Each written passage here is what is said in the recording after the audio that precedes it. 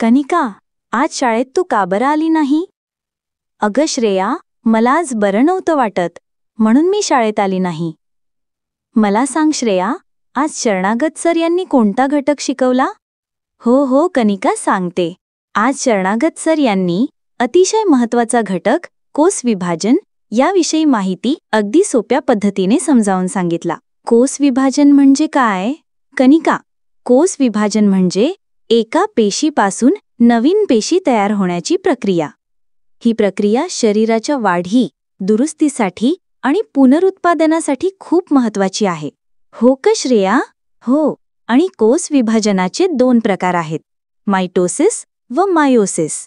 Mitosis हा सर्वसाधारण शारीरिक पेशीमध्ये होणारी प्रक्रिया आहे. एक पेशी 2 समान पेशींमध्ये विभागली जाते.